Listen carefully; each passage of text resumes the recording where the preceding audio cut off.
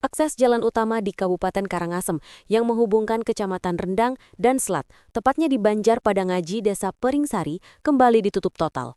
Penutupan dilakukan setelah terjadi insiden seorang pengendara sepeda motor terjatuh pada Sabtu malam, 18 Oktober 2025.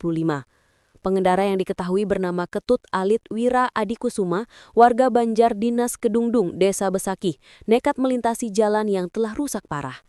Akibatnya korban mengalami nyeri pada tangan kanan dan langsung dilarikan ke RSUD Klungkung untuk mendapatkan pemeriksaan lebih lanjut. Pasca kejadian tersebut, jalur utama ini langsung ditutup total untuk kendaraan roda 2 oleh pihak kepolisian. Penutupan dilakukan untuk mencegah jatuhnya korban berikutnya. Kasat Lantas Polres Karangasem IPT Gusti Agung Putu Mahaputra menyampaikan bahwa jalur ini sangat berbahaya bagi pengendara yang memaksakan diri untuk melintas, sehingga penutupan sementara perlu dilakukan. Kerusakan di titik jalan ini diketahui sudah terjadi sejak pertengahan September lalu akibat tingginya intensitas hujan. Meskipun sebelumnya sempat ditutup oleh pihak proyek, beberapa warga sempat membuka akses tersebut secara mandiri hingga kendaraan roda 2 kembali melintas. Namun kondisi jalan kini semakin parah, bahkan di sejumlah bagian mengalami longsor dan ambles.